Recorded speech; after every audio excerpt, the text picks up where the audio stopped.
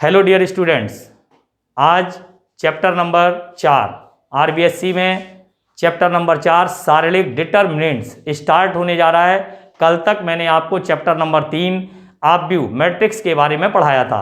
आज हमारा जो चैप्टर है वो स्टार्ट होने जा रहा है और लेक्चर नंबर 1 है। ये 3 मार्क्स का है चैप्टर और 3 नंबर का एक ही प्रश्न आता है। जैसा कि अभी अभी हाल ही में परीक्षा हुई 18 तारीख को, उसमें भी एक प्रश्न आया है। बहुत ही बिंदास और शानदार प्रश्न आता है इसमें से, और उसमें गुणधर्म वाला प्रश्न आता है। लेकिन सबसे पहले जानना जरूरी है कि शारीरिक होता क्या है, शारीरिक क्या है। तो सबसे पहले अगर हम बात करें तो पिछले अध्याय में हमने ऑब्व्यू एवं ऑब्व्यू के बीजगणित के बारे में पढ़ा, किस तरीके से ऑब्व्यू को हल करते हैं या ऑब्व्यू में किस तरह से संक्रियाओं का प्रयोग करते हैं और उनको हम किन किन ऑपरेशंस का प्रयोग करके उनको हम हल करते हैं। मीन्स ऑब्व्यू का मान ज्ञात नहीं किया जा सकता, ऑब्व्यू का आंकिक मान नहीं होता है। जबकि यहाँ मेन बात है शारीरिक के क्या होते हैं, निश्चित तौर पर आंकिक मान होता है, अर्थात उसकी न्यूमरल वैल्यू होती है, जबकि ऑब्व्यू की कोई भी न्यूमरल वैल्यू नहीं होती है, मतलब आंकिक मान संख्यात्मक मान नहीं होता है। आपको यही सिखाया जाएगा यहाँ पर कि कैसे शारीरिक को हल करते हैं, हल करने का क्या क्या तरीके हैं। तो सबसे पहले हम बात करेंगे पिछले अध्याय में, मतलब कहने का पीछे हमने क्लास 10th में समीकरण निकायों को पढ़ा था। तो समीकरण निकायों में जब मैंने देखा दो चरों वाले रैखिक समीकरण, तो a1x plus b1y equal to c1, a2x plus b2y बराबर c2 को हम निम्न रूप में व्यक्त कर सकते हैं। तो ये चाहे ऐसे ब्रैकेट लगा लो, चाहे ऐसे a1 a2 b1 b2 और xy और c1 c2। इन समीकरणों का जो निकाय का हल है, इन समीकरणों के निकाय का हल अद्वितीय है अथवा नहीं है, इसको हम क्या करते हैं, सॉल्व करके a1 b2 minus a2 b1 द्वारा ज्ञात किया जा सकता है। यदि a1 अपॉन a2 एक इक्वेशन पढ़ी थी हमने अद्वितीय हल की, कि जब दो समीकरण आपको दिए जाते थे तो a1 upon a2 does not equal b1 upon b2, अर्थात हम ये कह सकते हैं अर्थात अद्वितीय हल प्राप्त होता। अगर ये कंडीशन आ जाती है डज नॉट इक्वल की, तो हम कह देते हैं एक अद्वितीय हल प्राप्त होता, अर्थात a1 b2 माइनस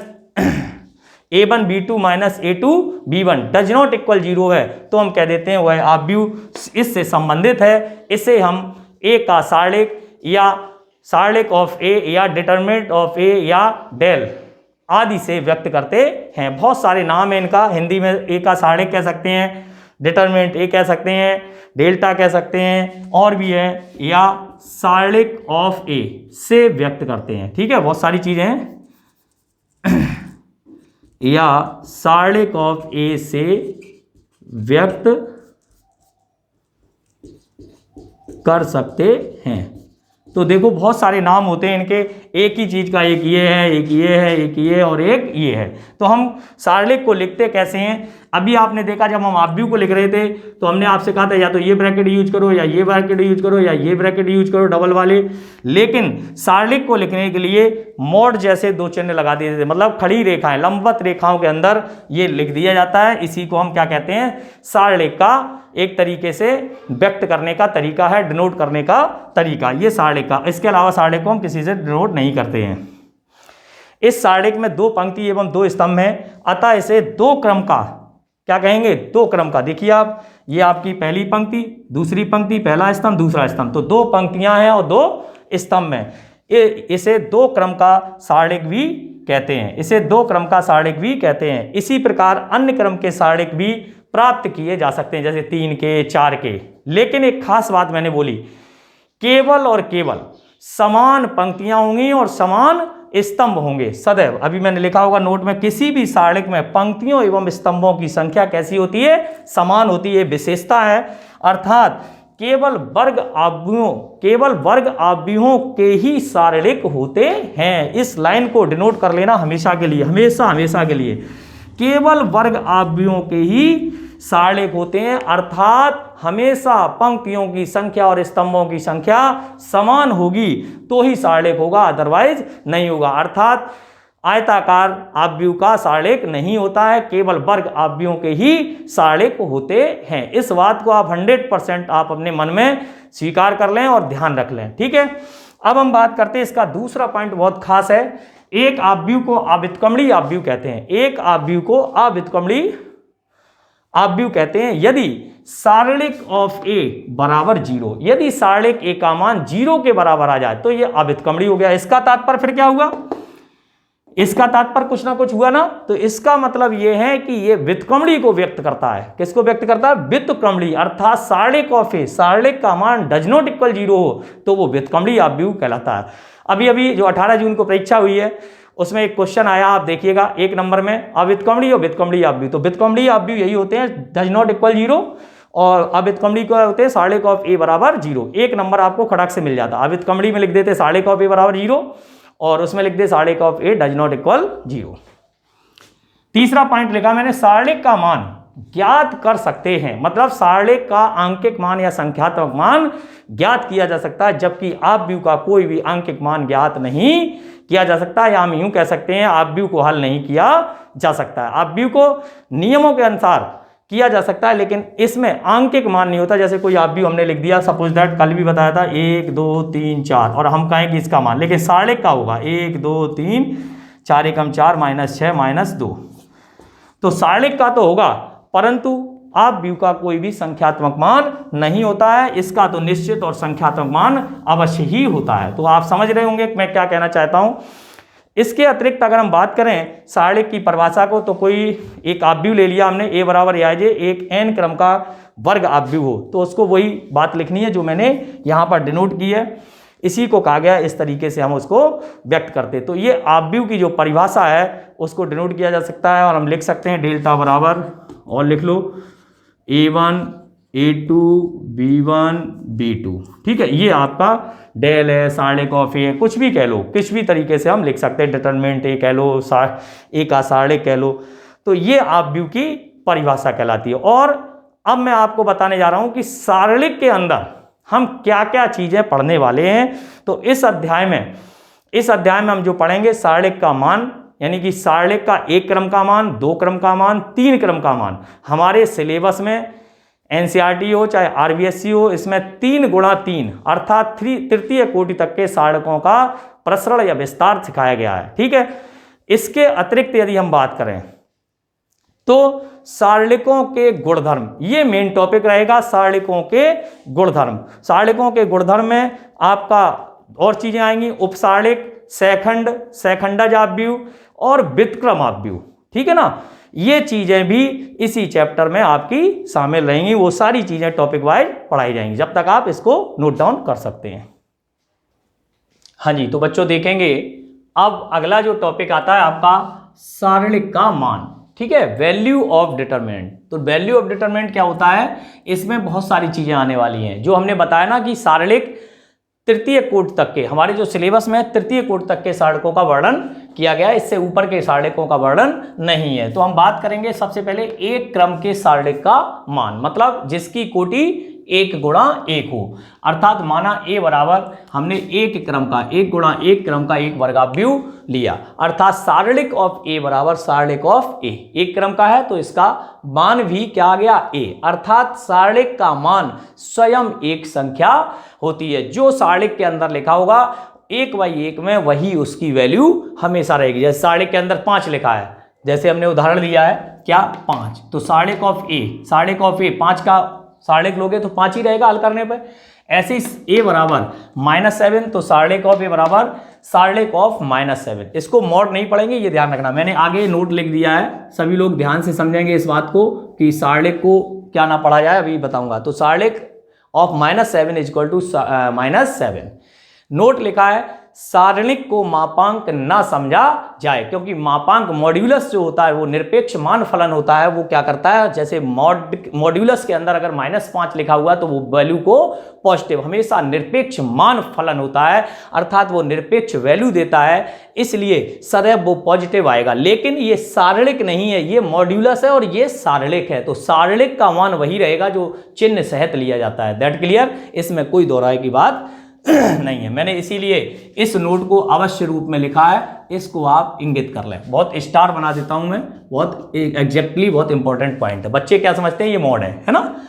अब हम बात करेंगे 2 क्रम के सारणिक का मान। 2 क्रम के सारणिक का मान का मतलब क्या होता है, जैसे माना 2 क्रम का आव्यूह है, ए बराबर A1 B1 A2 B2, A1 B1 A2 B2, then सारणिक of A equal to A1 A2 B1 B2 हमने सारणिक में लिख दिया और इसको उसी प्रकार हल कर दिया जैसे मैंने आपको तरीका बताया। 2x2 के सारणिक को हमेशा ये जो मुख्य विकर्ण है, मुख्य विकर्ण के अवयवों का गुणन, मुख्य विकर्ण के अवयवों का गुणन और जो दूसरा वाला विकर्ण है उसके गुणन के अंतर के बराबर होता है। यानी कि मुख्य विकर्ण में से दूसरे वाले जो या हम ऐसे कह सकते हैं अग्रग विकर्णों के गुणनफल माइनस, मैं लिख देता हूं, अग्रग विकर्णों का गुणन माइनस पश्च विकर्णों का गुणन,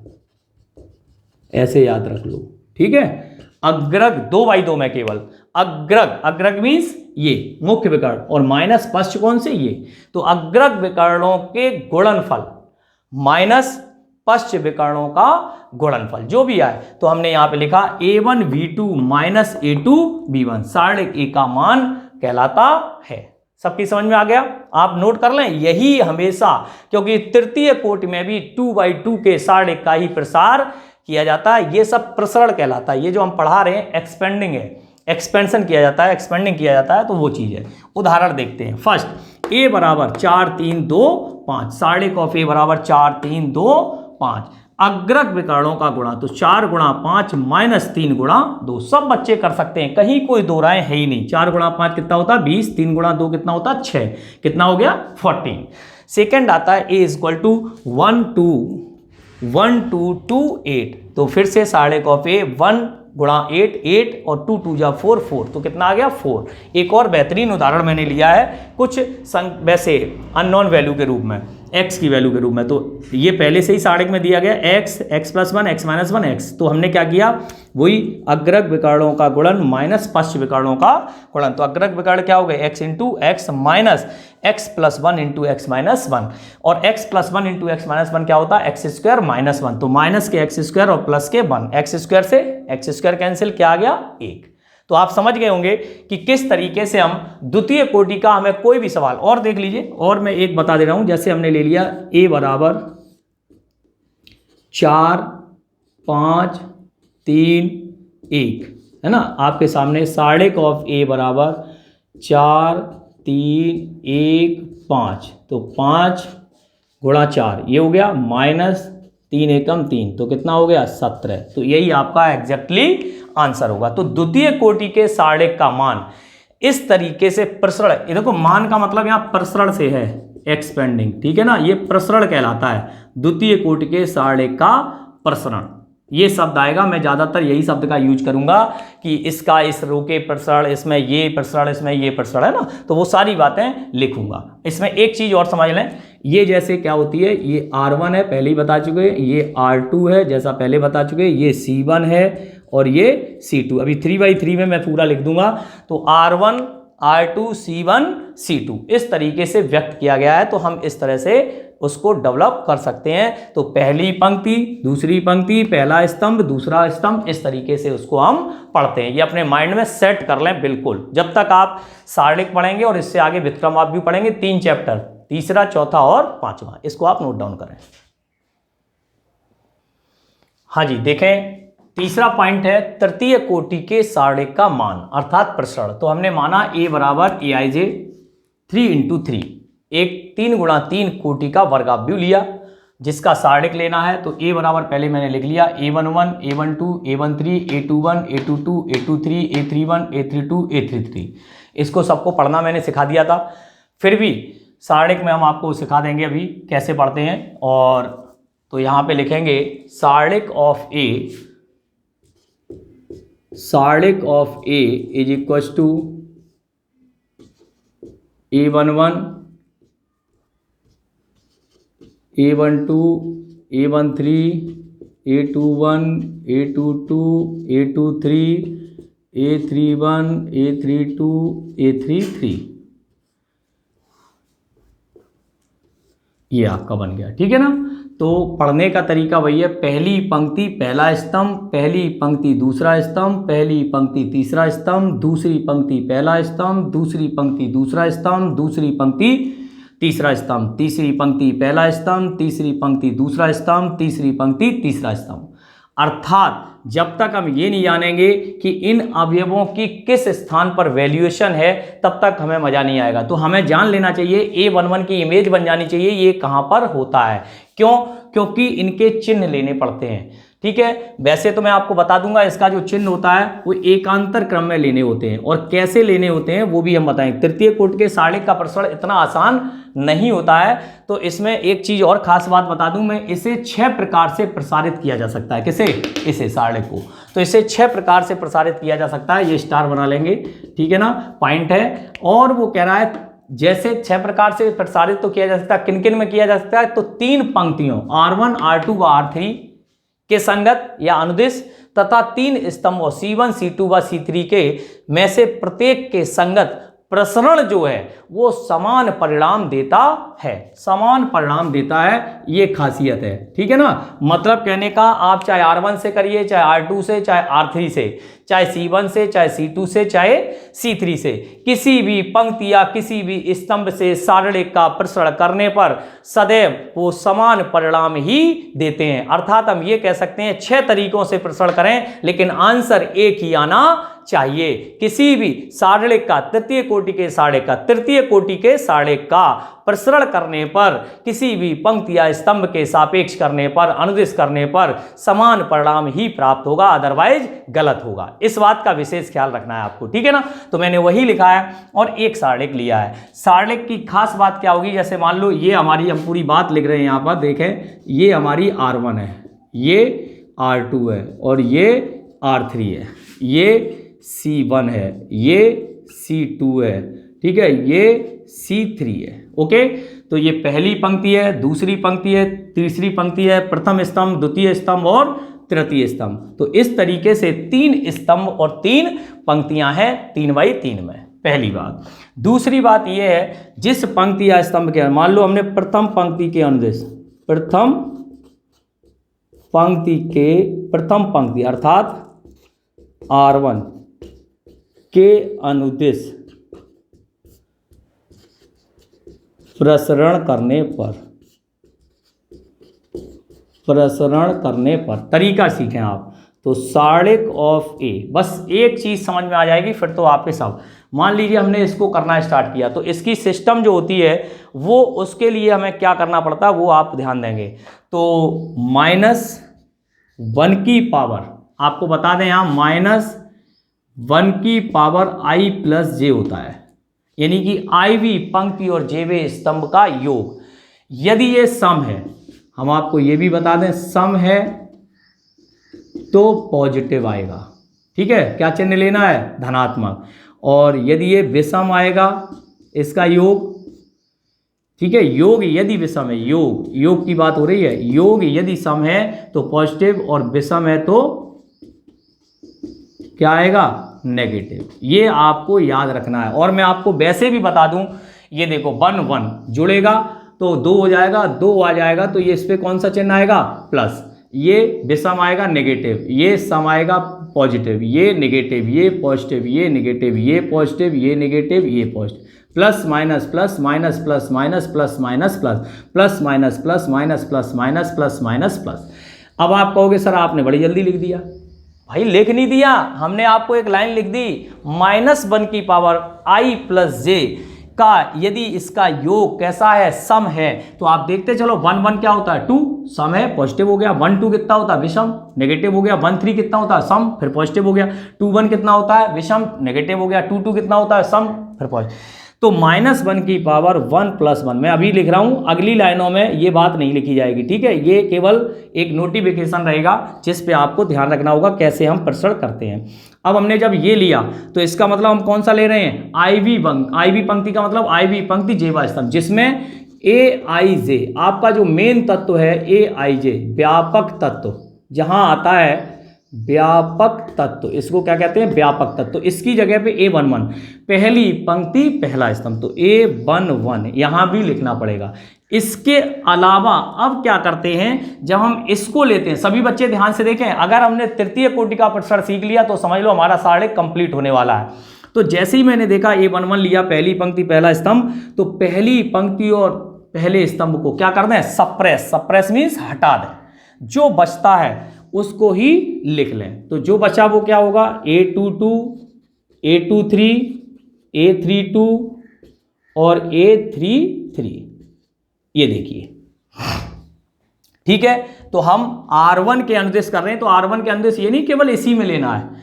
अब अभी हम कुछ नहीं कर रहे, अभी हमने ये चिन्ह जरूर लगा दिए, लेकिन हम इसी से करेंगे। तो -1 की पावर अब कितना आ जाएगा, I प्लस जे कितना है 1+2, और यहां कितना आ जाएगा A12। जो भी चिन्ह आएगा मैं तो आपका पूरा हल करके बता रहा हूं। A12, अब पहली पंक्ति और दूसरा स्तंभ हटा दें, इसको सप्रेस कर दें और इसको सप्रेस कर दें। आप चाहें तो 2 पेन ले लिया करें, स्केल ले लिया करें, इस पे रख लेना और इस पे, जो बचे वो लिख लो। गलती हो जाती है।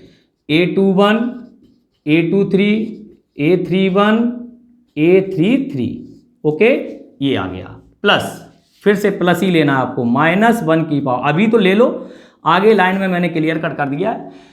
A13, पहली पंक्ति तीसरा स्तंभ, तो पहली पंक्ति सप्रेस कर दें और तीसरा स्तंभ, तो पहली पंक्ति और तीसरा स्तंभ A21, A22, एक अनुमान लगा लेंगे, A21, A22, ठीक है ना, और A31, A32।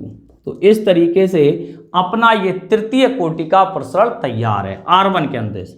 तो अब देखेंगे -1 की पावर 1+1, तो 1 की पावर 2 हो गई, तो पॉजिटिव हो गया, तो ये आ गया A11। क्या बन गया, पॉजिटिव A11। और इसको हल करने का तरीका द्वितीय कोटि, मतलब तृतीय कोटि के सारणिक को द्वितीय कोटि के सारणिक में व्यक्त किया जा सकता है, और व्यक्त करने के पश्चात वही नियम रहेगा जो हम अभी द्वितीय कोटि के सारणिक को पढ़ के आए। तो यहाँ पे क्या बनेगा, A22, A33, A32, A23, देख लो ध्यान से, बन गया, इसका मल्टीप्लाई माइनस ये। अब यहाँ हमने देखा तो 3 आ गई, तो कैसा हो गया, नेगेटिव। A12, तो ये फिर से और ये माइनस, तो A21, A33, A31 और A23 प्लस। अब प्लस आएगा, क्यों आएगा, क्योंकि आप देखो सम है, -1 की पावर 1+3 सम हो गया, तो A13, तो A13 में ये आ गया ये और माइनस ये, ठीक है ना। तो A21, A32, A31, A22, okay. तो इस तरीके से आप चाहें तो इसका मल्टीप्लाई भी कर सकते हैं। तो A11, A22, A33, A11, A32, A23, A12, A21 और A33 plus A11, A31, A23 plus A13, A21, A32, A13, A31, A22। ये तो हमने केवल आपको एक पंक्ति, प्रथम पंक्ति के अंदेश प्रसरण सिखाया है। अब यदि आप इसको कह दो समीकरण 1, ठीक है, इसी प्रकार R2 व R3 के अनुदेश प्रसरण करने पर,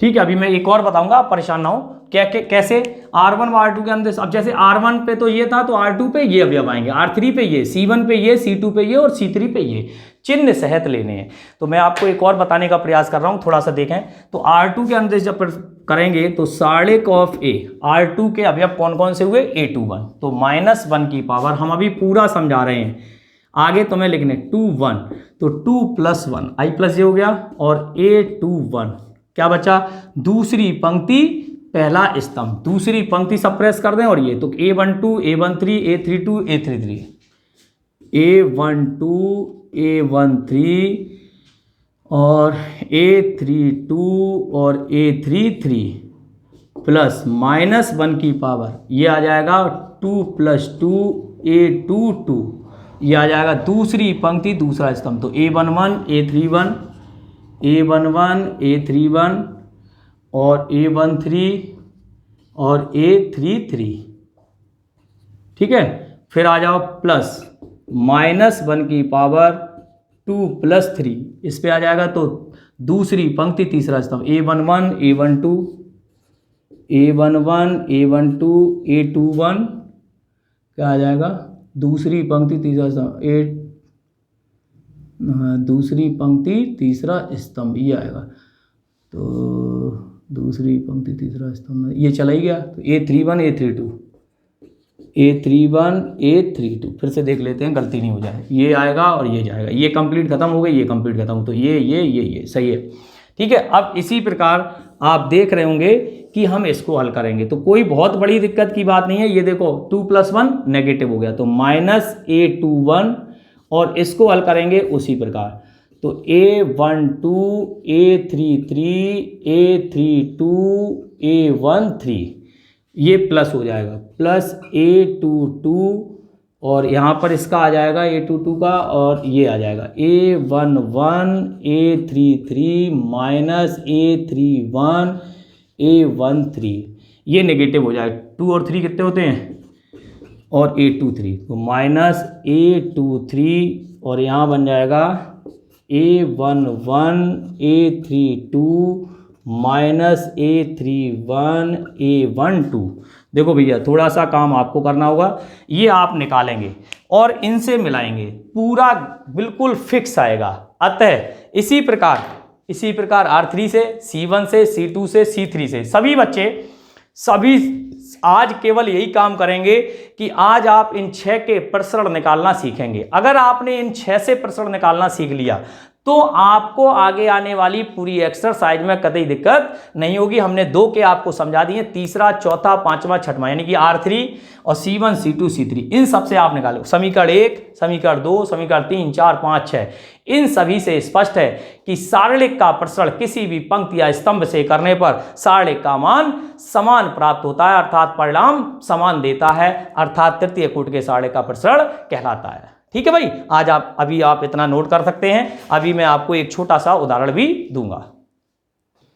हाँ बच्चों देखेंगे, जैसा कि मैंने अभी समझाया था इससे फिर भी लिख दे रहा हूं, R1 R2 R3 C1 C2 और C3। ठीक है, और इस पे plus minus plus minus plus minus plus minus plus, ये याद रख लो, हमेशा एकांतर क्रम में इसके चिन्ह आएंगे। तो हम R1 के अनुदिश